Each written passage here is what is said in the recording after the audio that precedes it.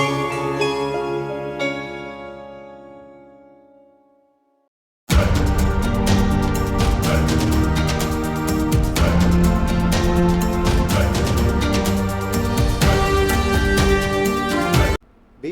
ప్రేక్షకులకి స్వాగతం.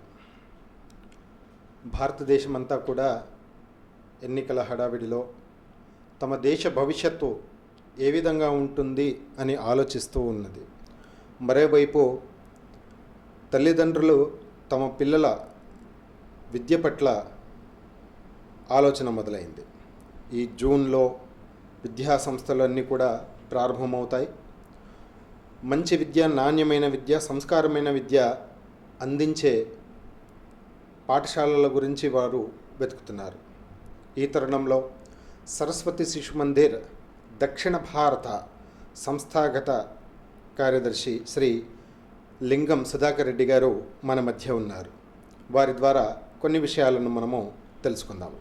నమస్కారం అండి సుధాకర్ రెడ్డి గారు. నమస్కారం. ఈ విద్యాభారతి విద్యాపీఠము మరియు సరస్వతి శిశు మందిర్, ఈ మూడింటి మధ్య తేడా ఏంటిదండి? సరస్వతి శిశు మందిర్ అనేది విద్యాలయము, సరస్వతి విద్యాపీఠం అనేది స్టేట్ ఆర్గనైజేషన్, తెలంగాణ రాష్ట్రానికి సంబంధించి. విద్యాభారతి అఖిల భారతీయ శిక్షా సంస్థాన్ అనేది ఆల్ ఇండియా ఆర్గనైజేషన్. 1952లో మొట్టమొదటి విద్యాలయం సరస్వతి శిశు మందిర్ పేరుతోటి గోరఖ్పూర్లో ప్రారంభమైంది. మొదట కేవలం ఒకటే విద్యాలయం ప్రారంభమైంది. దాన్ని చూశాక దేశవ్యాప్తంగా అన్ని రాష్ట్రాల్లో ఒకటి విద్యాలయాలు ప్రారంభమవుతూ పోయాయి. అదే క్రమంలో మన ఉమ్మడి రాష్ట్రము తెలంగాణ, ఆంధ్రప్రదేశ్గా ఉన్నటువంటి ఈ ఆంధ్రప్రదేశ్లో కూడా విద్యాలయాలు సరస్వతి శిశు మందిరాలు ప్రారంభం చేశారు. అలా విద్యాలయాల సంఖ్య పెరిగిన తర్వాత 1973లో శ్రీ సరస్వతి విద్యాపీఠం అనే పేరుతోటి స్టేట్ ఆర్గనైజేషన్ రిజిస్ట్రేషన్ చేయించారు.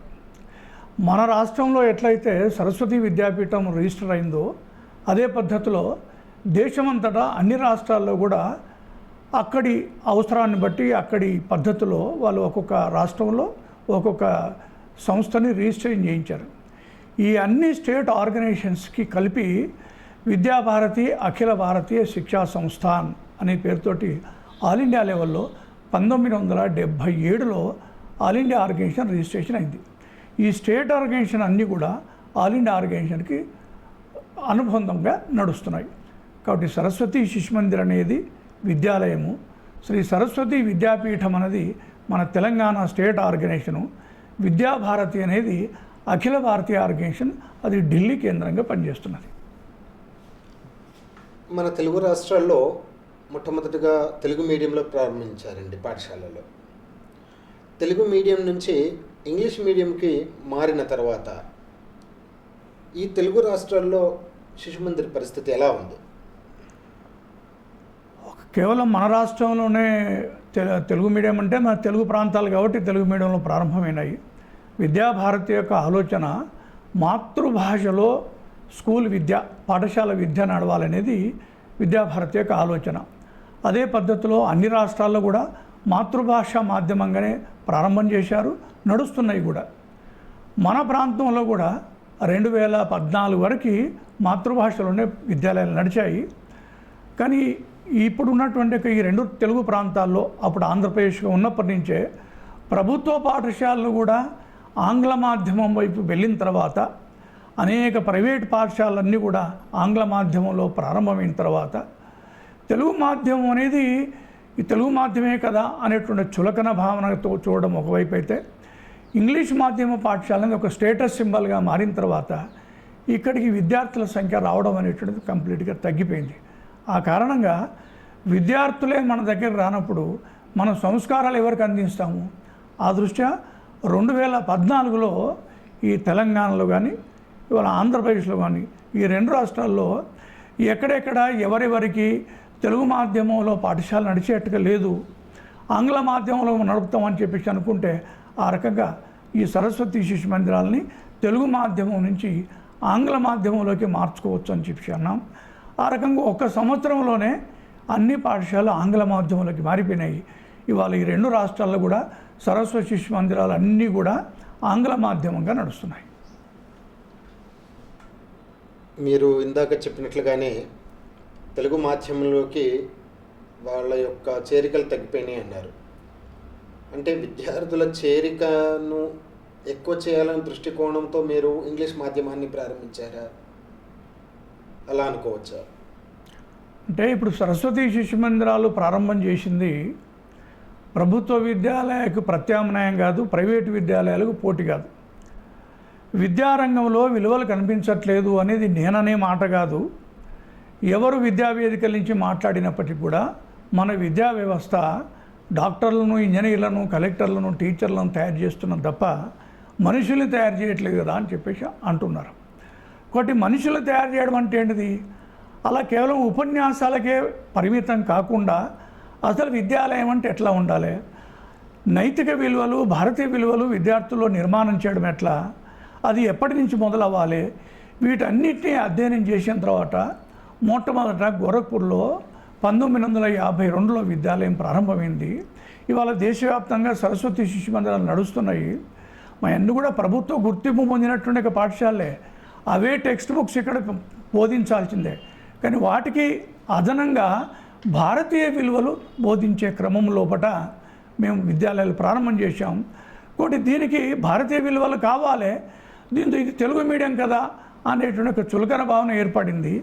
ఆ కారణంగా మొత్తం మన రెండు ఆంధ్రప్రదేశ్లో కలిసి 400 సరస్వతి శిశు మందిరాలు ఉండే, 400 విద్యాలయాలు. క్రమక్రమంగా ఒక 100 విద్యాలయాలు మూతపడిపోయినాయి. మిగతా విద్యాలయాల్లో కూడా సింగిల్ డిజిట్ నెంబర్ వచ్చేసినాయి. కాబట్టి ఈ స్థితిలో విద్యార్థులే మన దగ్గర రానప్పుడు ఎవరికి సంస్కారాలు ఇస్తాము?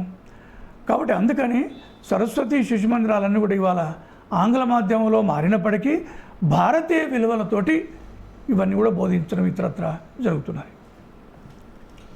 మీరు అందించాలనుకుంటున్న నైతిక విలువలు, సంస్కారం, సదాచారం, మిగతా భారతీయ సాంప్రదాయాలకు చెందినటువంటి కళలు ఇంగ్లీష్ మీడియంతో సాధ్యమవుతుందా?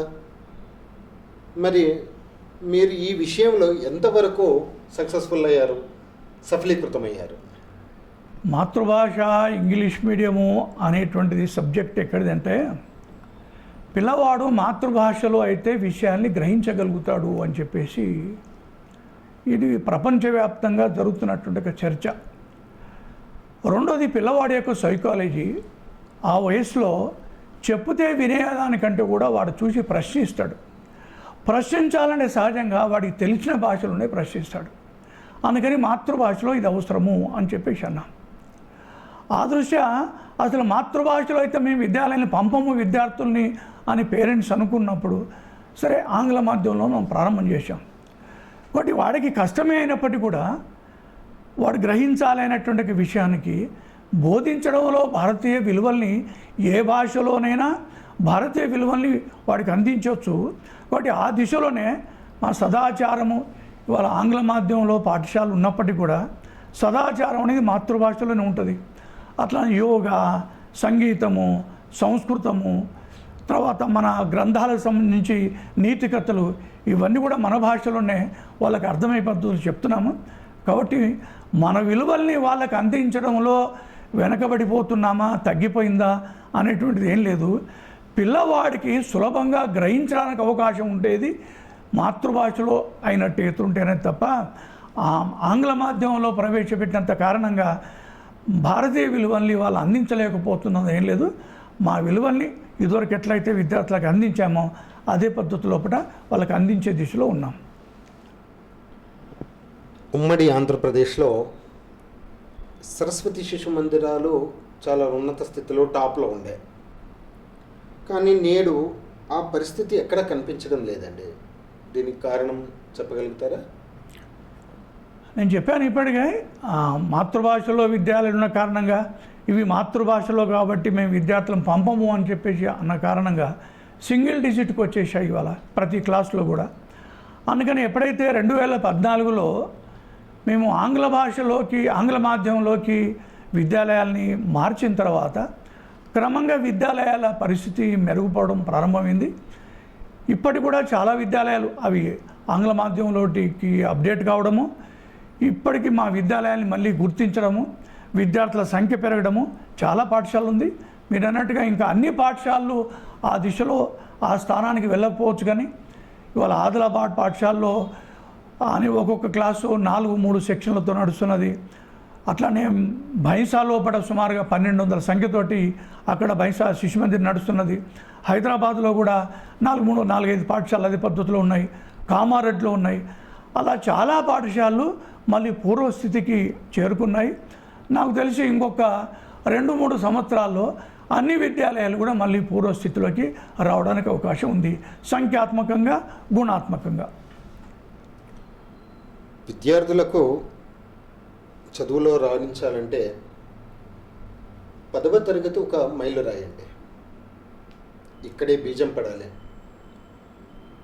మరి విద్యాపీఠం ద్వారా నడిచేటువంటి శిశు మందిరాలలో చదివిన విద్యార్థుల విద్యాస్థాయి ప్రస్తుతం ఎలా ఉంది? గతంలో ఈ శిశు మందిరాల ద్వారానే ర్యాంకులు సంపాదించారు కదా. ఇప్పుడు కూడా మా దగ్గర సుమారుగా 41 విద్యాలయాలు ఈ తెలంగాణ ప్రాంతంలో 10వ తరగతి వరకు ఉన్నటువంటి విద్యాలయాలు 41 ఉంటే ఇందులో 50%కు పైగా విద్యాలయాలు 100% రిజల్ట్ వచ్చాయి. మిగతా అన్ని కూడా 98%, 97%. అంటే ప్రతి పాఠశాలలో ఒకరో 6 ఫెయిల్ అయింది తప్ప మిగతా 50% విద్యాలయాలకు పైగా 100% రిజల్ట్ వచ్చాయి. అట్లానే 10/10 జీపీఏ వచ్చినటువంటి విద్యార్థుల సంఖ్య కూడా గణనీయంగా ఉంది. బహుశా మీకు తెలిసి ఉంటుంది, మన తెలుగు రాష్ట్రాల్లో ఎప్పుడైతే స్టేట్ ర్యాంక్స్ ఇవ్వడం ప్రారంభం చేశారో అప్పుడు సరస్వతి శిశు మందిరాలకే ఎక్కువగా వచ్చేది.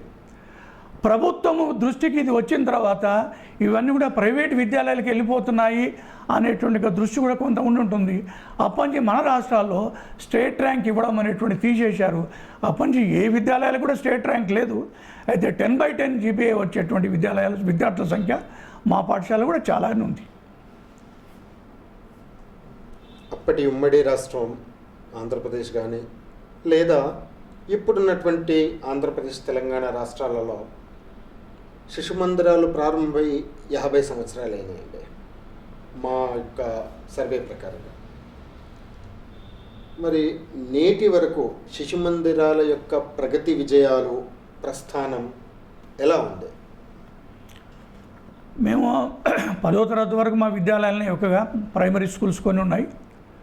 మా దగ్గర చదివి వెళ్ళినటువంటి విద్యార్థులు చాలామంది ఇవాళ డాక్టర్స్గా ఉన్నారు, ఇంజనీర్స్గా ఉన్నారు, టీచర్స్గా ఉన్నారు, దేశ విదేశాల్లోకి వెళ్ళారు.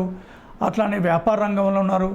వాటి ఎన్ని రంగాల్లో వెళ్ళారో వాళ్ళకి కూడా చక్కటి విలువల్ని పాటిస్తూనే చక్కగా ఉన్నారు. ఒక చర్చ ఏంటంటే ఈ మధ్యలో నాట్ ఓన్లీ తెలుగు రాష్ట్రాలు, మొత్తం భారతదేశ వ్యాప్తంగా 24,000 విద్యాలయాలు ఉన్నాయి.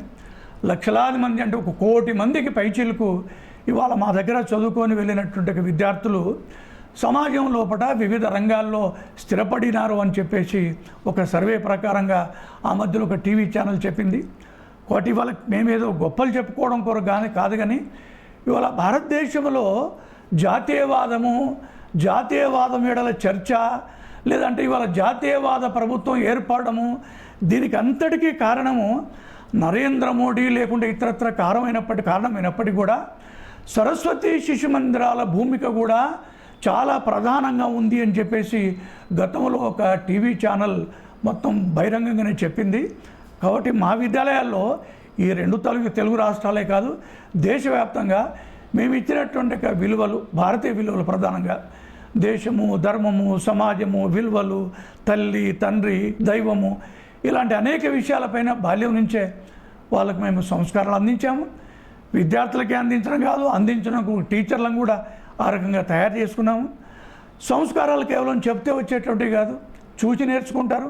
అందుకని మా దగ్గర పేరెంట్ ఎడ్యుకేషన్ ఉన్నది.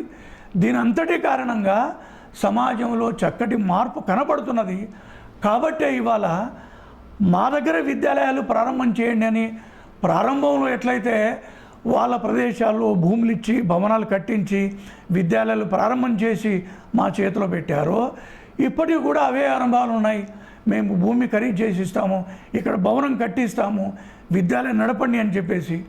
ఈ మధ్యలోనే విజయవాడకు చెందినటువంటి రాజేంద్ర ప్రసాద్ గారు, కాంటినెంటల్ కాఫీ యజమాని, వాళ్ళెవరు తాడిపత్రి దగ్గర చల్లవారిపల్లి 11 ఎకరాల భూమి ఖరీదు చేసి సరస్వతి విద్యాపీఠం పేరుతో రిజిస్ట్రేషన్ చేసి అక్కడ సిబిఎస్ఈ పాఠశాలకు అనుగుణంగా భవనాన్ని కట్టి ఇస్తా అని చెప్పేసి అంటున్నారు.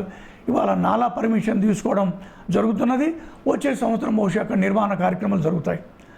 అట్లానే విజయవాడ దగ్గర కూడా కేతనకొండ దగ్గర సిబిఆర్ ప్రసాద్ గారు 8 ఎకరాల భూమి ప్లస్ భవనాలు ఆ రకంగా 30 కోట్ల విలువ చేసేటువంటి భవనాల్ని విద్యాభారతికి అక్కడ ఆంధ్రప్రదేశ్ విద్యాభారతికి రిజిస్ట్రేషన్ చేశారు. సైనిక్ స్కూల్ కొరకు అప్లై చేశాం. బహుశా వచ్చే సంవత్సరం అక్కడ కూడా ప్రారంభం కావచ్చు. అలా అనేక చోట్ల షాబాద్లో కూడా గతంలో అక్కడ ఉండేటువంటి కార్యకర్తలు ఎకరం భూమి ఖరీదు చేసి సరస్వతి విద్యాపీఠానికి రిజిస్ట్రేషన్ చేశారు. గత సంవత్సరమే హైదరాబాద్లో ఉండేటువంటి వెలగపూడి సుధాకర్ రావు గారు చార్టర్డ్ అకౌంటెంట్ వాళ్ళ అమ్మగారి పేరుతోటి 1,50,00,000 పెట్టి భవనం కట్టించారు. ఇవాళ శారదారామంలో కూడా అర్జున్ గౌడ్ గారు ఆ పాఠశాలకు అధ్యక్షులు. పిల్లలకి భవనం సరిపోవట్లేదు.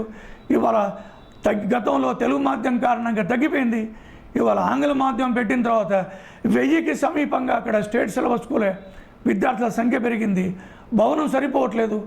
1,50,00,000 పెట్టి ఆయన ఒకటే అర్జున్ గౌడ్ గారు భవనం కట్టించారు. ఆ రకంగా సమాజంలో ఇప్పటికీ మా విద్యాలయాలు వీటి యొక్క ప్రభావం ఉన్నది కాబట్టే సహకరిస్తున్నారు. కొత్త ప్రదేశాల్లో మనకు భూములు ఇస్తున్నారు, భవనాలు కట్టిస్తున్నారు, పాఠశాల నడపమని చెప్పేసి రిక్వెస్ట్ చేస్తున్నారు. మీరు ఇందాక పేరెంట్ ఎడ్యుకేషన్ అన్నారండి. మిగతా స్కూళ్ళల్లో చూస్తే గిన టీచర్స్ పేరెంట్స్ మీటింగ్ అని అంటారు, మీరేమో పేరెంట్స్ ఎడ్యుకేషన్ అని అంటున్నారు. దీనికి దానికి తేడా ఏంటండి? సిమిలారిటీగా ఉంటుంది కదా. జనరల్గా పేరెంట్స్ టీచర్స్ మీటింగ్ అనే పేరుతోటి విద్యాలయాలు మిగతా విద్యాలయాలు పెడుతున్నారు. అంటే సబ్జెక్ట్ టీచరు మిగతా పేరెంట్స్ ఉంటారు. అక్కడ మిగతా ఈ టీచర్లు ఈ సబ్జెక్ట్లో సిలబస్ అయిందా, పిల్లవాడు ఎక్కడ వెనకబడి ఉన్నాడు, కేవలం సబ్జెక్టు గురించినట్టుండే ఇక్కడ చర్చ జరుగుతున్నారు. మా దగ్గర దీంతో పాటుగా ప్రధానంగా ఏ విలువలైతే పిల్లవాడికి మేము విద్యాలయంలో బోధిస్తున్నామో వాటి విలువలు కూడా ఆచరించాలంటే ఇటు ఆచారాలను చూస్తాడు, అక్కడ ఇంట్లో తల్లిదండ్రులను చూస్తాడు. వాటి తల్లిదండ్రులు మేము పిల్లల కొరకే బ్రతకడం కదా, మేము పిల్లల కొరకే అనుకున్నప్పుడు సంస్కారాల విషయంలో కూడా పిల్లల కొరకే వాళ్ళ యొక్క వ్యవహారం ఉండాలి.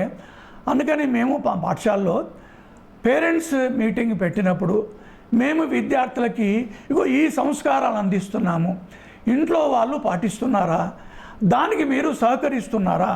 ఉదాహరణకి పిల్లలకి మేము మాతృదేవోభవ పితృదేవోభవ అంటే భగవంతుడు ఎక్కడో లేడరా, మన ఇంట్లో ఉన్నారు, మన అమ్మ ప్రత్యక్షంగా మన దైవము, మన నాన్నగారు ప్రత్యక్షంగా మన దైవము. అందుకని ఉదయం లేస్తూనే వాళ్ళిద్దరికీ పాదాభివందనం చేయాలి అని పిల్లలకి మేము చేస్తున్నాం. కాబట్టి వాళ్ళు ఇంటికాడ చేస్తున్నారా, ఇది నెంబర్ 1. రెండోది, చేసినప్పుడు వాళ్ళు స్వాగతిస్తున్నారా, ఆశీర్వదిస్తున్నారా. ఇలా ఫీడ్బ్యాక్ తీసుకుంటున్నప్పుడు చాలామంది పిల్లలు చెప్తున్నదంటే మేము ఇంట్లో మా అమ్మ నాన్నకి నమస్కారం పెడితే మా అమ్మ నాన్న వద్దంటున్నారు అని చెప్పేసి. కాబట్టి దీని గురించి పేరెంట్స్ కూడా తెలవాలి కదా. అందుకని పేరెంట్స్ ఎడ్యుకేషన్లో మీరు వద్దనకూడదు, పిల్లలకు ఆశీర్వదించాలే, అదొక సంస్కారము అని చెప్తున్నాం. దాంతోపాటుగా పిల్లలు చూసి నేర్చుకుంటారు, చెప్తే చేసేదానికంటే అన్నాను. 2 రోజులు 3 రోజులు ఇంట్లో వాళ్ళ అమ్మకు నాన్నకి పాదాభివందనం చేస్తారు. 3వ రోజు వాడికి అనిపిస్తుంది నేను మా నాన్నగారికి నమస్కారం చేస్తున్నాను కదా, మా ఆచార్యులు చెప్పారు కాబట్టి, మరి ఇంట్లో మా నాన్నగారికి కూడా అమ్మ నాన్న ఉన్నారు కదా, మరి వాళ్ళ అమ్మ నాన్నకు వాళ్ళు ఎందుకు నమస్కారం చేయట్లేదు అని వాడికి అనిపిస్తుంది. అందుకని పేరెంట్ ఎడ్యుకేషన్లో మేము ఇది కూడా చెప్తాం. పిల్లల కొరకి చిన్నప్పుడు మీకు అలవాటు లేకపోవచ్చు కాక ఇప్పుడు పిల్లల కొరకైనా సరే మీ అమ్మ నాన్నకు మీరు కూడా నమస్కారం చేయండి, మిమ్మల్ని చూసి మీ పిల్లలు కూడా అనుసరిస్తారు అని మేము రిక్వెస్ట్ చేస్తాము. ఆ రకంగా పేరెంట్స్ కూడా ఆనందంగా వాళ్ళ అనుభవాలు, మేము చదువుకున్నప్పుడు లేదా మాకు ఈ సంస్కారాలు అందలేదు, ఇవాళ మీ బళ్ళల్లో మా పిల్లలు చదివిన కారణంగా వాళ్ళకిచ్చే మీ సంస్కారాల కారణంగా వాళ్ళ ద్వారా మేము నేర్చుకుంటున్నాము అని చెప్పేసి ఆనందాన్ని వ్యక్తపరుస్తున్నటువంటి సందర్భాలు చాలా ఉన్నాయి. బాగుందండి. అంటే పిల్లలతో సంస్కారంతో పాటు వారి తల్లిదండ్రులకు తద్వారా కుటుంబానికి సంస్కారం అని అంటున్నారు. ఇది మీ సైద్ధాంతికంలో ఒక చిన్న అంశం అనుకుంటాము. అలాగే దేశంలో చాలా సైద్ధాంతిక విషయాలు ఉన్నాయి, ఎవరికి వారి ఉన్నాయి. ఈ సైద్ధాంతికమైనటువంటి అంశంతో మీతో విభేదించే వారితో మీకేమైనా సమస్యలు వచ్చాయి? మీ యొక్క అనుభవాలు ఏంటిది? ఈ సవాళ్లను, సంఘర్షణలను మీరు ఏ విధంగా ఎదుర్కొన్నారు సమాజంలో? మాతో విభేదించడానికి మా దగ్గర విభేదించగలిగేటువంటి కారణాలు ఏం లేవు. కాబట్టి రెండోది, మేము ఇంకెవరకు పోటీ కొరకు పాఠశాల పెట్టలేదు. మూడోది మాదేదో రహస్యంగా మేమేదో సంస్కరణలు అందించాలి కూడా అనుకోవట్లేదు.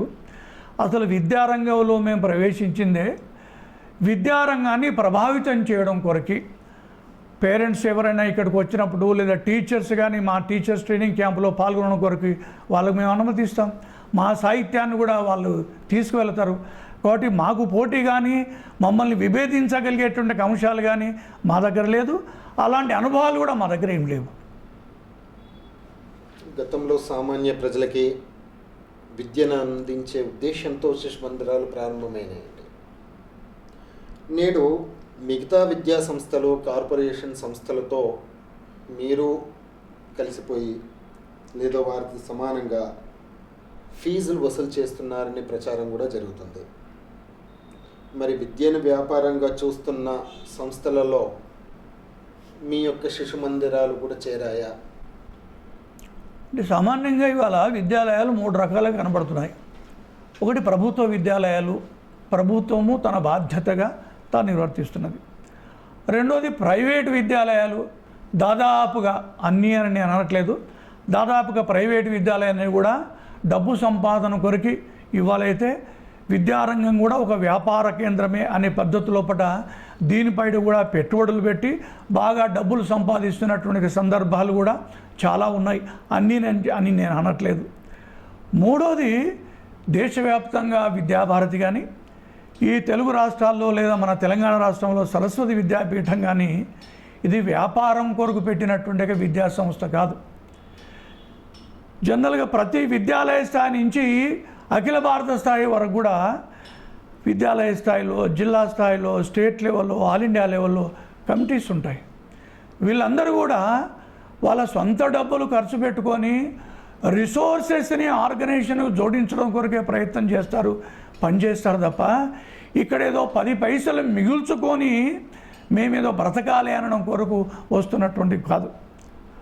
మూడోది, మీరు అన్నట్టుగా అందరికీ విద్య, అందుబాటులో విద్య, నాణ్యమైన విద్య అనేది మా దగ్గర మేము మొదటి నుంచి అనుసరిస్తున్నటువంటి విధానమే ఇప్పటికి కూడా. అందుకనే అందరికీ విద్య అంటే ఇవాళ అడవి ప్రాంతాల్లో ప్రభుత్వ భవనాలు ఉన్నప్పటికీ, ప్రభుత్వ టీచర్స్ ఉన్నప్పటికీ మా పిల్లల్ని అక్కడికి పంపాలి విద్యాలయానికి అని దృష్టి పేరెంట్స్కి ఉండదు. నేను పోయి చదువుకోవాలి అనేటువంటి స్పృహ వాళ్ళకు ఉండదు. అలాంటి స్థితిలో మేము అక్కడికి వెళ్ళి మామూలుగా ఇంటర్మీడియట్ లేకుంటే 10th క్లాస్ పాస్ అయినటువంటి వాళ్ళని సెలెక్ట్ చేసుకొని వాళ్ళకు ట్రైనింగ్ ఇచ్చేసి వాళ్ళ ద్వారా ఏకోపాధ్యాయ పాఠశాలలు ప్రారంభం చేసి ఫ్రీ ఎడ్యుకేషన్ అంటే మేము సెలెక్ట్ చేసినటువంటి టీచర్స్కి నామినల్గా ఏదో కొంత వేతనం ఇచ్చి విద్యార్థులకు మాత్రం ఏమాత్రం శుల్క తీసుకోకుండా, ఫీజు తీసుకోకుండా ఫ్రీ ఎడ్యుకేషన్ మేము ఇస్తున్నాం. అంతేకాదు భద్రాచలము, ములకలపల్లి, అచ్చంపేట ఇలాంటి ప్రదేశాల్లో గిరిజన విద్యార్థుల కొరకి రెసిడెన్షియల్ విద్యాలయాలు నడిపిస్తున్నాం ఫ్రీగా. ఇవన్నీ కూడా సమాజం నుంచి సహకారం తీసుకొని మేము ఫీజు తీసుకునేది కాదు. ఇదొకటి. రెండోది, జిల్లా కేంద్రాలు కానీ నగరాల్లో కానీ గ్రామాల నుంచి వచ్చి ఇక్కడేదో బ్రతకడం కొరకి పొట్టకూటు కొరకు వచ్చినటువంటి కార్మికులు ఉన్నారు. రోజంతా పని చేస్తే వాళ్ళు పొట్ట నింపుకోగలుగుతున్నారు. కానీ వాళ్ళ పిల్లలకి చదువు, సంస్కారము అటువైపు వాళ్ళ దృష్టి కూడా వెళ్ళడానికి అవకాశం లేదు. అలాంటి స్థితిలో ఎట్లయితే వాళ్ళ పెద్ద పెద్ద కంపెనీలు కార్పొరేట్ సోషల్ రెస్పాన్సిబిలిటీ అని ఎట్లయితే అనుకొని సేవా కార్యక్రమాలు తీసుకుంటున్నామో మా దగ్గర ఉండేటువంటి జిల్లా కేంద్రాల్లో, మండల కేంద్రాల్లో, పెద్ద పెద్ద గ్రామాల్లో ఉండేటువంటి విద్యాలయాలు, నగరాల్లో ఉండేటువంటి స్లమ్ ఏరియా ఈ స్లమ్ ఏరియాను మేము సేవా బస్తీ అని చెప్పేసి అంటాం. ఆ సేవా బస్తీలో ఒక్కొక్క విద్యాలయము 1, 2, 3 ఆ రకంగా సేవా బస్తీల్ని దత్తత తీసుకొని అంతే అడాప్ట్ చేసుకొని అక్కడ పిల్లలకి సంస్కార కేంద్రాలు నిర్వహించాలి. రోజు ఒక 2 గంటలు 2.5 గంటలు అని. అది ఫ్రీ ఎడ్యుకేషన్. అక్కడ ఏకోపాధ్యాయ పాఠశాలలు కానీ ఇక్కడ సంస్కార కేంద్రాలు కానీ రోజు 2 గంటలు 3 గంటలు మామూలుగా భాష, లెక్కలు, సంస్కారము ఇవన్నీ చెప్పడంతో పాటుగా నేను చదువుకోవాలి అనేటువంటి కోరికను వాళ్ళలో నింపి ప్రభుత్వ పాఠశాల వైపు లేదా వాళ్ళకి అందుబాటులో ఉండేటువంటి పాఠశాల వైపు మలిపే ప్రయత్నం చేస్తాం. ఇదంతా కూడా మేము ఫ్రీ ఎడ్యుకేషనే. అందరికీ విద్య అనేది ఇక్కడికి వస్తుంది. ఏకోపాధ్యాయ పాఠశాల కానీ సంస్కార కేంద్రాలు కానీ.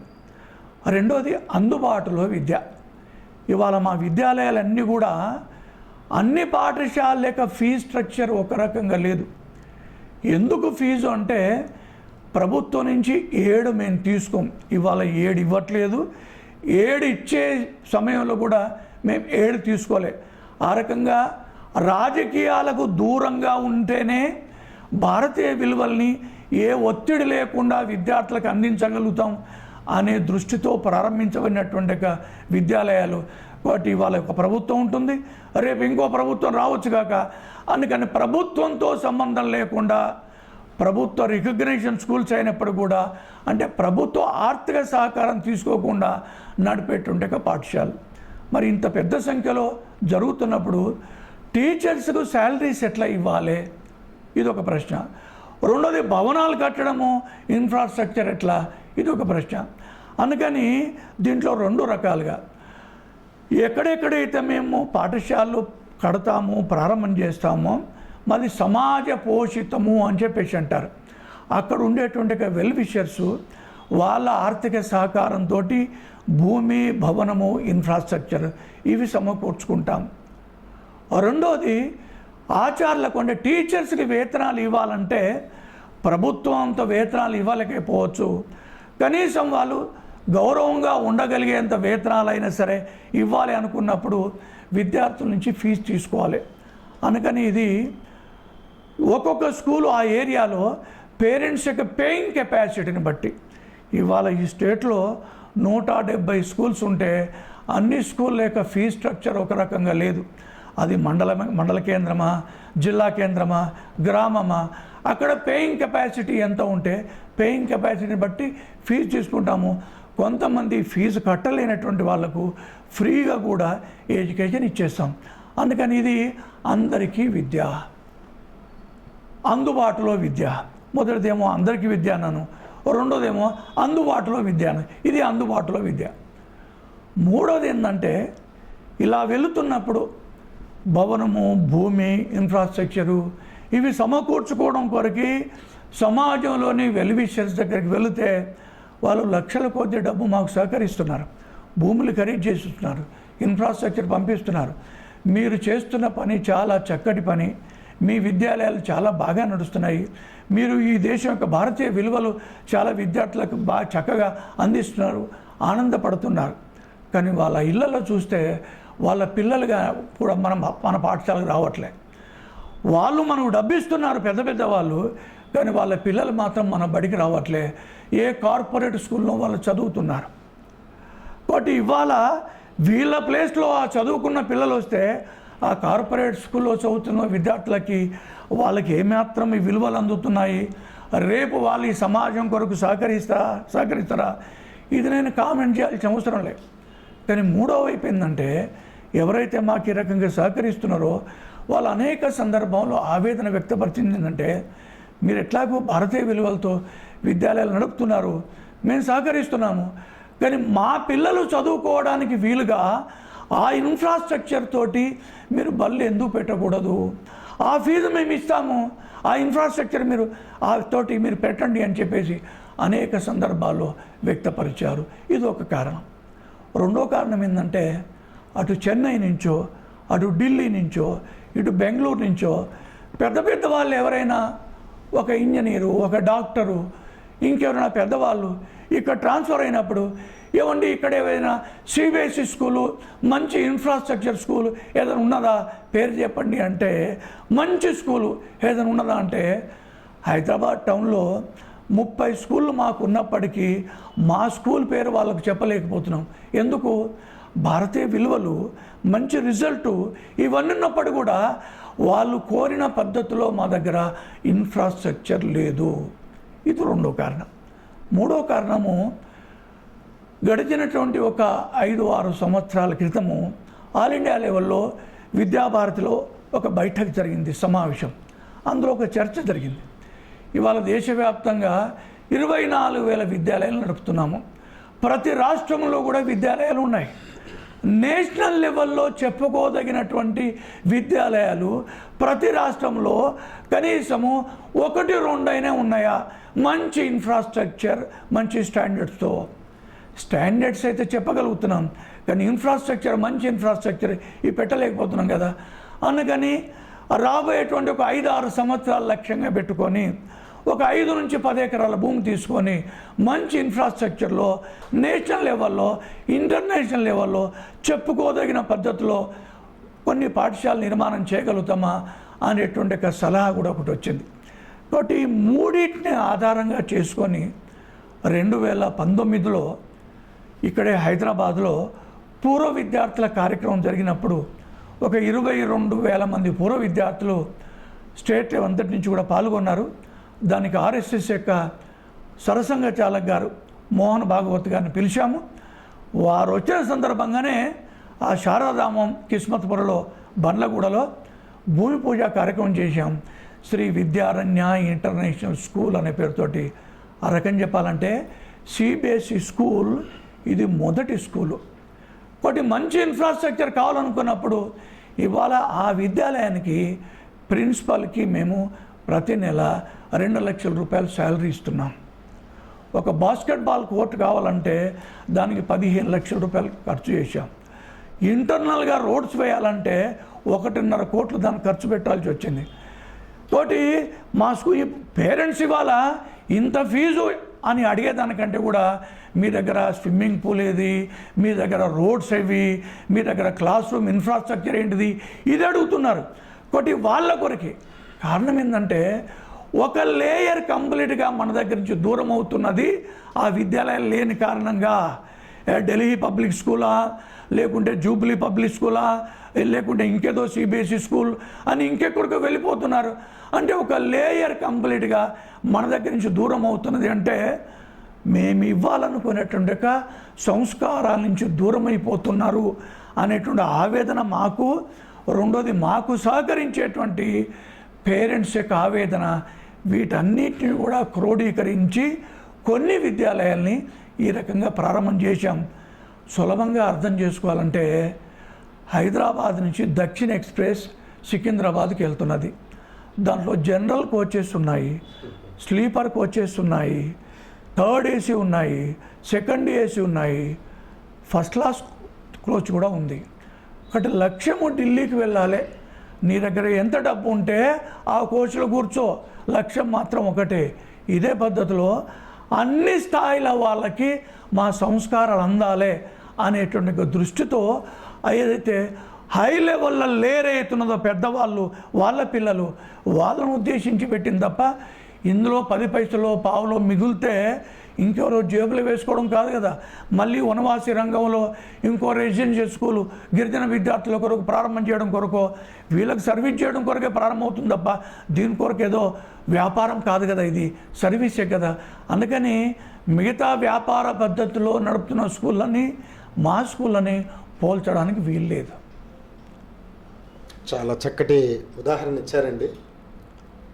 అంటే సమాజంలో ఉన్నటువంటి వివిధ తరగతులకి, అలాగే ఆర్థిక స్థితిమంతులకు కూడా సంస్కారం నేర్పే భావనతో ప్రారంభించారు అని చెప్తున్నారు. ఇప్పుడు మీరు చెప్పే జాతీయ విద్యా విధానం దిశగా ఈ శిశు మందిరాలు మార్చాలనే సంకల్పంతో సెంట్రల్ సిలబస్ ఎంచుకున్నారనే భావన వ్యక్తమవుతుంది. ఇది ఎంతవరకు నిజం? అంటే మీరు అనేది జాతీయ విద్యా విధానం అంటే NEP 2020 నరేంద్ర మోడీ గారు 2020లో జాతీయ విద్యా విధానాన్ని ప్రవేశపెట్టారు. స్వాతంత్రం వచ్చిన తర్వాత విద్యా విధానాలు ఇప్పటికి చాలా వచ్చాయి. వాటికి వీటికి దీనికి తేడా ఏంటంటే ఇందులో ప్రధానంగా భారత్ కేంద్రిత విద్య. ఇందులో ఒకటి భారత కేంద్రిత విద్యనే 1952 నుంచి మొదటి శిశు మందిర్ ప్రారంభం చేసిన నుంచి మేము భారత కేంద్రిత విద్యనే అందిస్తున్నాం. ఇవాళ NEP 2020లో దాదాపుగా మొత్తం నేను అనట్లేదు, దాదాపుగా మా విద్యాలయాల్లో ఏమి బోధిస్తున్నామో ఇవాళ NEP 2020లో అదే ఉన్నది. కాకపోతే CBSEకి అఫిలేటెడ్గా ఇవాళ నేను చెప్పాను 2019లో శ్రీ విద్యారణ్య ఇంటర్నేషనల్ స్కూల్ ప్రారంభం చేశాం. అట్లానే నిన్న 28వ తేదీ నాడు, ఏప్రిల్ 28వ తేదీ నాడు నాదర్గుల్ లోపల విద్యాభారతి విజ్ఞాన కేంద్ర అనే పేరుతోటి కూడా ఇవాళ CBSE సిలబస్ తోటి మేము ప్రారంభం చేశాం. ఇవాళ NEP 2020 అనేది తప్పకుండా CBSE స్కూల్లో ఇంప్లిమెంట్ కావాలి. అయితే NEP 2020 దేశమంతటా ఇంప్లిమెంట్ కావాల్సిందే. కానీ విద్య అనేది రాష్ట్ర ప్రభుత్వము ఇటు కేంద్ర ప్రభుత్వము రెండు ఉమ్మటి వ్యవహారంగా ఉన్నది. కాబట్టి మన స్టేట్ గవర్నమెంట్ దాన్ని యాక్సెప్ట్ చేస్తే తప్ప ఇక్కడ ఇంప్లిమెంట్ అవుతుంది. అందుకని మన స్టేట్ గవర్నమెంట్ ఇంప్లిమెంట్ అయినా కాకుండా మన విద్యాలయాలు మాత్రం దాన్ని జోడించి చెప్తున్నాం. ఈ CBSE విద్యాలయాలు ఈ ఇన్ఫ్రాస్ట్రక్చరు నేరుగా ఇవాళ NEP 2020 కానీ ఏ ఇబ్బందులు లేకుండా సాఫీగా నడపడం కొరకు చేశాము. ఈ రకంగా ఇవాళ ఒక స్థాయిలో ఉన్నటువంటి వాళ్ళ పేరెంట్స్ కూడా మాకు ఈ CBSE స్కూల్స్ కావాలని చెప్పేసి అంటున్నారు. కాబట్టి వ్యాపారం అనే దృష్టితో కాదు, పేరెంట్స్ యొక్క ఆలోచనకు అనుగుణంగా ఇంకా కొన్ని మేము CBSE స్కూళ్ళు ప్రారంభం చేయాలని అనుకుంటున్నాం. ఇన్ఫ్రాస్ట్రక్చర్ అయితే ఆల్రెడీగా మాకున్నది. కరీంనగర్లో 7 ఎకరాల భూమిలో చక్కటి భవనం తయారవుతున్నది. జమ్మికుంటలో 23 ఎకరాల్లో రెసిడెన్షియల్ స్కూల్ నడుస్తున్నది. తడకపల్లి సిద్దిపేట దగ్గర ఉన్నది రెసిడెన్షియల్ స్కూల్ 17 ఎకరాల్లో. మంచిర్యాలకు దగ్గర రాంపూర్లో 30 ఎకరాల భూమిలో రెసిడెన్షియల్ స్కూల్ ఉన్నది.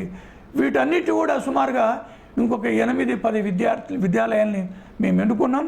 వీటిని కూడా రాబోయేటువంటి ఒక 4-3 సంవత్సరాల్లో CBSEకి అఫిలేటెడ్గా మంచి ఇన్ఫ్రాస్ట్రక్చర్ తోటి అక్కడ మేము నడపాలని చెప్పేసి మార్చాలని అనుకుంటున్నాం.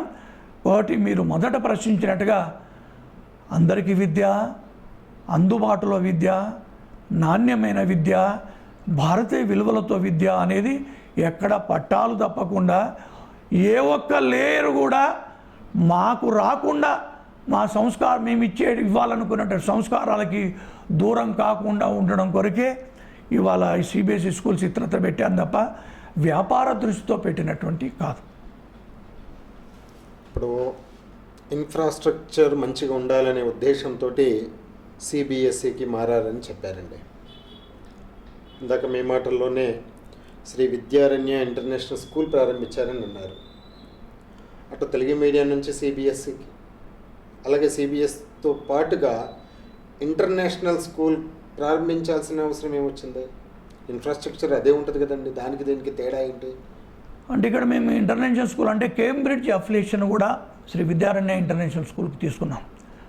మన తెలుగు రాష్ట్రాల్లో ఇంటర్నేషనల్ స్కూల్ అని చెప్పేసి అంటే ఈ ఏమంటారు తోకలు మిగతా విశేషణాలు విద్యాలయం పేరు పెట్టుకుంటే వాళ్ళు రికగ్నిషన్ ఇవ్వరు, NOC ఇవ్వరు. కాబట్టి ఇంటర్నేషనల్ పేరు పెట్టినటువంటి అదే ఉద్దేశము, పేరు ఒకటి వ్యవహారం ఒకటి ఉండాలని చెప్పి అనుకోలేదు. ఇవాళ ఇంటర్నేషనల్ అనే స్కూల్కి రికగ్నిషన్ రావాలంటే కూడా ఇంటర్నేషనల్ లెవెల్ లోపల ఏదో ఒక అఫిలియేషన్ తీసుకుంటే తప్ప, అందుకని మేము కేంబ్రిడ్జ్ యూనివర్సిటీ కూడా అఫిలియేషన్ తీసుకున్నాం. ఆ పద్ధతి లోపల ఏదో ఒకటి ఆ ఫారిన్ లాంగ్వేజ్ ఉండాలి, ఆ దృష్టిలో మేము తీసుకున్నాం. అలాగే ఇప్పుడు మీరు కిస్మత్పురాలో బండ్లగూడలో శ్రీ విద్యారణ్య ఇంటర్నేషనల్ స్కూల్ బడంగపేటలో ప్రారంభమైంది. దానికి మాననీయ సర్సంఘ చాలక్ జయమోహన్ భాగవత్జీ గారు వారి చేతుల మీదుగా ప్రారంభించారు. మీడియాలో మిగతా వాళ్ళు RSSని ఒక విధంగా ఇచ్చేస్తున్నారు. మరి సంఘ ప్రేరణతో నడిచేటువంటి పాఠశాలల్లో సమాజ గుర్తింపు రావాలనే ఉద్దేశంతో ఈ కార్యక్రమం ఏర్పాటు చేశారా? మరి ఇతరైన కారణాలు ఏమైనా ఉన్నాయా? వాస్తవంగా మా శిశు మందిరాలన్నీ కూడా ఆర్ఎస్ఎస్ యొక్క ప్రేరణతో భావజాలంతో ప్రారంభమైనయే. ఇది చెప్పుకోవడానికి మొహమాట పడాల్సినట్లు అవసరం లేదు. కారణం ఏంటంటే ఆర్ఎస్ఎస్ వాస్తవంగా ఒకటైతే బయట స్వార్థపరులు చేసేటువంటి ప్రచారం ఒకటి. ఆర్ఎస్ఎస్కు మతతత్వానికి ఏం సంబంధం లే. RSS national character and personal character, వ్యక్తిగత శీలము జాతీయ శీలాన్ని వ్యక్తిలో నింపడం మాత్రమే ఆర్ఎస్ఎస్ యొక్క పని తప్ప నువ్వు మస్జిద్కి వెళ్తున్నావా, మందిరానికి వెళ్తున్నావా, గుడికి వెళ్తున్నావా అనే దానికి సంబంధం లేదు. నువ్వు దేశభక్తుడి కావాలి, అది మాత్రమే ఆర్ఎస్ఎస్ చెప్తున్నది. ఒకటి సరస్వతి శిశు మందిరాల్లో కూడా ఈ దేశభక్తి భావాల్ని నింపడం కొరకే, భారతీయ విలువలు నింపడం కొరకే ఈ ఉద్దేశంతో ఈ విద్యారంగంలో మేము ప్రవేశించాం. ఇదొక పార్ట్. అయితే 10వ తరగతి అయిపోయింది. సామాన్యంగా ఏం మాట్లాడుతున్నారు ఇవాళ, తరగతి గదిలో దేశ నిర్మాణము అని చెప్పేసి అంటున్నారు. ఒకటి 10వ తరగతి చదివిన తర్వాత బయటికి వెళ్ళిపోయాడు, దేశ నిర్మాణం పూర్తి అయిపోయిందా? కాబట్టి వాడి తర్వాత సమాజం ఉండేటువంటి ప్రభావం కూడా వాడి మీద పడడానికి అవకాశం ఉంటుంది కదా. ఆ దృష్ట్యా పూర్వ విద్యార్థులతోటి సత్సంబంధాలు పెట్టుకునేటువంటి అలవాటు మా విద్యాలయాలకు ఉంటుంది. డాక్టర్ అయినప్పటికీ, ఇంజనీర్ అయినప్పటికీ, ఏ వృత్తిలో ఉన్నప్పటికీ, రిటైర్ అయినప్పటికీ కూడా ఈ విద్యాలయంతో విద్యార్థులకి సత్సంబంధాలు ఉంటాయి. అందుకని ప్రతి సంవత్సరం పూర్వ విద్యార్థుల కార్యక్రమాలు మేము నిర్వహిస్తాము. మోటివేషన్ క్లాసెస్ అంటే ఏ విలువలైతే ఇక్కడ మీకు బోధించారో, ఇప్పుడు మీరు డాక్టర్ అయినా, టీచర్ అయినా, వ్యాపారంలో ఉన్నా ఆ విలువల్ని మీరు పాటిస్తున్నారా, సమాజం ఎడల మీ బాధ్యతను మీరు నిర్వర్తిస్తున్నారా అనేటువంటి ఒక బాధ్యతను వాళ్ళు గుర్తు చేయడం కొరకు మోటివేషనల్ క్లాసెస్, స్పీచెస్ వాళ్ళకు నిర్వహిస్తాం. దాంట్లో భాగంగానే 2019లో పూర్వ విద్యార్థుల కార్యక్రమం పెట్టాం. దానికి మోహన్జీ భాగవత్ను పిలవడం ఉద్దేశం ఏంటంటే, ఒక మాటకు విలువ ఎప్పుడు ఉంటుంది, జీవితాన్ని బట్టి ఉంటుంది. ఒకటి జీవితంలో మచ్చలేనటువంటి ఒక వ్యక్తి అంటే ఇవాళ మోహన్ భాగవత్ గారు అంటే ఆ రోజులో డాక్టర్ కోర్స్ పూర్తి చేసిన తర్వాత బ్రహ్మచారిగా వచ్చి దేశం కొరకు జీవితాన్ని త్యాగం చేస్తున్నటువంటి వ్యక్తి. అలాంటి ఒక మచ్చలేనటువంటి వ్యక్తి. రెండోది ఇవాళ ప్రపంచంలోనే కేంద్ర బిందువు ఆర్ఎస్ఎస్ యొక్క సరసంగ చాలక్. అలాంటి వ్యక్తిని వీళ్ళ ముందుంచి వారి ద్వారా మార్గదర్శనం ఇప్పించినట్టుంటే ప్రభావం ఉంటుంది అనేటువంటి ఒక దృష్టితోటి ఆ కార్యక్రమం నిర్వహించాం. రెండోది నిన్న నాదర్గుల్లో ఏప్రిల్ 28వ తారీఖు నాడు కూడా వారిని పిలవడంలో ప్రధాన ఉద్దేశము, ఇక ఉండేటువంటి అనేక మంది వెల్ విషర్స్ ఉన్నారు ఆ విద్యాలయానికి సహకరించినటువంటి వాళ్ళు. భీమిడి పెద్ద పెంటారెడ్డి గారు 14 ఎకరాల భూమిని దానికి డొనేట్ చేశారు. అంటే సుమారుగా ఇవాళ 1 ఎకరానికి 10 కోట్ల రూపాయల విలువ. కాబట్టి ఆ మొత్తం ప్రాంగణానికి భీమిడి పెద్ద పెంటారెడ్డి ప్రాంగణము అని చెప్పి పేరు పెట్టారు. భూమి అయితే వారు ఇచ్చారు, మరి అక్కడ భవనాన్ని నిర్మాణం చేయాలంటే డబ్బులు ఎక్కడి నుంచి వచ్చేసాయి? ఇవాళ పాఠశాల భవనం నిర్మాణం చేయడం కొరకు 15 కోట్ల రూపాయలు కేవలం ఒక పాఠశాల భవనానికే. కాంపౌండ్ వాల్ నిర్మాణం చేయడానికే 1,50,00,000 అయింది. గ్రౌండ్ లెవెల్ చేయడానికే గుట్టలు రాళ్ళు 50 లక్షల రూపాయలు అయిపోయింది. ఈ డబ్బులన్నీ ఎక్కడి నుంచి వస్తాయి? అందుకని ఈ హైదరాబాద్లో ఉండేటువంటి వెల్వేస్టర్ దగ్గరికి వెళ్ళాం. మార్వాడీస్ కొంతమంది ఉన్నారు, మీతో కొంతమంది వ్యాపార రంగంలో ఉన్నటువంటి వాళ్ళు ఉన్నారు. రకరకాల వ్యక్తి దగ్గరికి వెళ్తే సహకరించారు. భవన నిర్మాణం పూర్తి అయిపోయింది. దీని కార్యక్రమానికి ఎవరినో ఒకరిని పిలిస్తే బాగుంటుంది కదా అని ఆలోచన వచ్చినప్పుడు ఇవాళ చర్చ జరుగుతున్నది. ఆర్ఎస్ఎస్ విలువలు ఇవాళ అందుకని ఆర్ఎస్ఎస్ యొక్క పెద్దవారిని పిలిస్తే బాగుంటుంది అని వాళ్ళు సూచించారు. ఆ సూచన మేరకు వారిని డేట్ అడిగితే ఆ డేట్ ఇచ్చారు. ఆ ఇచ్చిన డేట్ ప్రకారంగా మేము కార్యక్రమం పెట్టుకున్నాం. దాని కారణంగా ఈ ఒక్క పాఠశాలే కాదు, ఇవాళ ఈ రాష్ట్ర వ్యాప్తంగా ఎక్కడెక్కడైతే పాఠశాలలు నడుస్తున్నాయో దానికి ఎవరెవరైతే సహకరించారో వాళ్ళందరూ కూడా ఆనందంగా ఆ కార్యక్రమానికి వచ్చి పాల్గొన్నారు.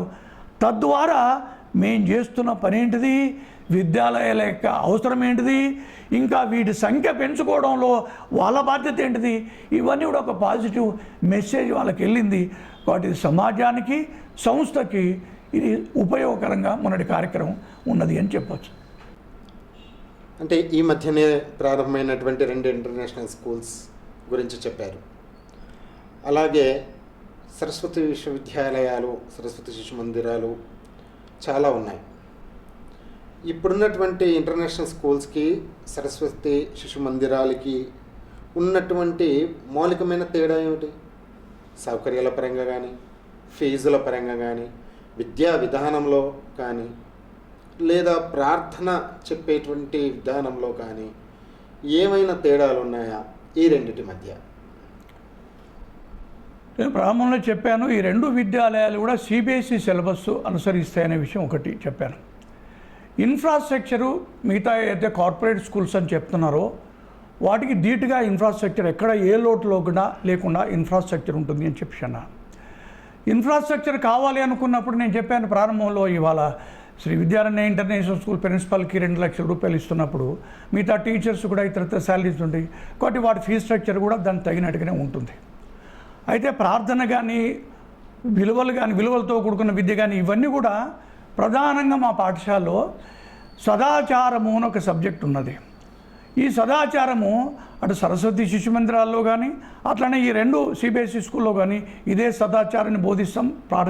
క్లాస్ వైజ్గా ఏ క్లాస్కు ఏది బోధించాలో అది బోధించేస్తాం. దాంతోపాటుగా మన దగ్గర ప్రార్థన అంటే వందన, ఈ ప్రార్థన కూడా అన్ని పాఠశాలలో ఒకే పద్ధతిలో ఉంటుంది. టీచర్స్ ట్రైనింగు కొన్ని విషయాలు టీచర్స్ ట్రైనింగ్ కలిసి ఉంటాయి, కొన్ని విషయాలు సిబిఎస్ఈ స్కూల్ కాబట్టి వీళ్ళకు తగినట్టుగా విడిగా ఉంటాయి. కాబట్టి కొన్ని విషయాల్లో కలిసి ఉంటుంది, కొన్ని విషయాలు సిబిఎస్ఈ సిలబస్ కాబట్టి విడివిడిగా దానికి ఉంటుంది. ఫీజు స్ట్రక్చర్ దేని దానికే. సరస్వతి శిశు మందిరాలు అలాగే అనేక విద్యా సంస్థలు ఉన్నాయని మీరు చెప్పారు. మరి వాటి యొక్క పర్యవేక్షణ ఏ విధంగా ఉంటుంది? ఏ స్కూలు ఆ స్కూలు అంటే చాలా చోట్ల తేడా ఉంటాయి కదండి, దూరం ఉంటాయి. రాష్ట్రంలో ఉన్నటువంటి జిల్లాలు కూడా వేరువేరుగా ఉంటాయి. వీటన్నిటి యొక్క పర్యవేక్షణ నిర్వహణ ఏ విధంగా జరుగుతుంది? ఎట్లయితే ఆల్ ఇండియా లెవెల్లో విద్యాభారతి, స్టేట్ లెవెల్లో సరస్వతి విద్యాపీఠం అని చెప్పి అన్నాను. స్టేట్ లెవెల్ కమిటీ, పాఠశాల లెవెల్ కమిటీలు ఇవన్నీ కూడా ఉంటాయి. ప్రధానంగా ఇక్కడ ఉండేది ఒకటేమో టీచర్స్ సంబంధించిన ఎంపిక. ఏ పాఠశాలకు ఆ పాఠశాల టీచర్స్కి ఎంపిక చేసుకుంటారు. టీచర్స్ ఎంపిక చేసుకున్నప్పటికీ మన విలువలు ఇతరత్ర జోడించి చెప్పాలంటే టీచర్స్ కూడా ట్రైనింగ్ అవసరం. రికగ్నైజ్డ్ స్కూల్ కావాలంటే బిఎడ్, డిఎడ్ ఇతరత్ర ఉండాల్సిందే. కానీ భారతీయ విలువలు, సరస్వతి శిశు మందిరాల్లో అదనంగా బోధించాల్సిన విషయాలు ఇవన్నీ కావాలంటే టీచర్స్కు ట్రైనింగ్ ఇవ్వాలి. అందుకని రాష్ట్ర వ్యాప్తంగా ఉండేటువంటి అన్ని పాఠశాలలో పనిచేస్తున్న టీచర్స్కి కొత్త వాళ్ళకైతే ప్రతి సంవత్సరము ఒక 20 రోజుల పాటు రెసిడెన్షియల్ ట్రైనింగ్ ఉంటుంది. దీంతో పాటుగా 2వ సంవత్సరం ఉంటుంది. ఆ తర్వాత పాత టీచర్స్కి ఎవ్రీ ఇయర్ ప్రారంభంలో ఒక 3 రోజులు, తర్వాత మాసవారీగా వర్గాలు వాళ్ళకి అంటే ట్రైనింగ్ క్యాంప్స్ ఇవి రకరకాలుగా ఉంటాయి. అట్లానే మేనేజ్మెంట్ కమిటీ ఉంటాయి. ఏ పాఠశాలకు ఆ పాఠశాల మేనేజ్మెంట్ కమిటీ ఉంటుంది. వాళ్ళు కూడా 3 సంవత్సరాలకు ఒకసారి ఆ కమిటీ మారుతూ ఉంటుంది. కొత్త వాళ్ళు వస్తుంటారు, కొంతమంది పాత వాళ్ళు కూడా ఉంటారు. వాళ్ళకు కూడా మోటివేషన్ క్లాసెస్ ఇతరత్ర ఉంటాయి. వీటితో పాటుగా అకాడమిక్ విషయాలు పరిశీలించడం కొరకు, సవరించడం కొరకు శైక్షణిక ప్రముఖులు అని చెప్పేసి ఈ తెలంగాణ రాష్ట్రంలో పాత జిల్లాలు ఉన్నాయి. వరంగల్, కరీంనగర్, ఆదిలాబాద్ ఇట్లా వీటన్నిటి కూడా ఒక్కొక్క జోన్గా వాటిని విభాగం అని చెప్పేసి అంటాం. అకాడమిక్ ఇన్ఛార్జ్నేమో శైక్షణిక ప్రముఖులు అని చెప్పేసి అంటాం. వాళ్ళు పాఠశాలకు వెళ్ళడము, పరిశీలించడము, టీచర్స్కి మార్గదర్శనం చేయడము, పేరెంట్స్ యొక్క మీటింగ్లు కూడా తీసుకోవడము, ఇవన్నీ కూడా రకరకాలుగా జరుగుతుంటాయి. అట్లా స్టేట్ లెవెల్లో కూడా ఇప్పుడు స్టేట్ ఆర్గనైజేషన్ ఉంది. ప్రొఫెసర్ తిరుపతిరావు గారు vice chancellor retired Osmania university, వారు ఇప్పుడు స్టేట్ ప్రెసిడెంటు. అట్లనే 3 రాష్ట్రాలకి అధ్యక్షులు ఉన్నారు. Doctor Chamarthi Umamaheswara Rao retired IAS. అలా చాలా విద్యావంతులు, విద్యావేత్తలు, అనుభవమైనటువంటి వాళ్ళు అనేక మంది పాఠశాల లెవెల్ నుంచి స్టేట్ లెవెల్ వరకు, ఆల్ ఇండియా లెవెల్ వరకు ఉన్నారు. వీళ్ళ యొక్క పరిశీలన, వీళ్ళ యొక్క అనుభవము, వీళ్ళ యొక్క మార్గదర్శనము ఇవన్నీ కూడా వీటికి ఉంటాయి. సరస్వతి శిశు మందిర్ యొక్క విద్యా విధానం గురించి తెలుసుకున్నాము. విద్యార్థులు ఉన్నత స్థితే కాదు, ఉన్నతమైన పౌరులు తీర్చిదిద్దాలనే సంకల్పంతో సరస్వతి శిశు మందిర్ నడుస్తున్నాయి. ఈరోజు ఈ ఇంటర్వ్యూలో ప్రతి ఒక్క వర్గాన్ని స్పర్శిస్తూ ఉన్నత వర్గాల యొక్క ఆశల మేరకు మా యొక్క పిల్లలకు కూడా సదాచారము సంస్కారం నేర్పాలి అని వారి యొక్క అభిష్టం మేరకు రెండో సరస్వతి శిశు మందిర్ ద్వారా ఇంటర్నేషనల్ స్కూల్ని ప్రారంభించడం జరిగింది. సమాజంలో ప్రతి వర్గాన్ని స్పర్శిస్తూ సాగుతున్నటువంటి విద్యాపీఠానికి మనము ఎంతైనా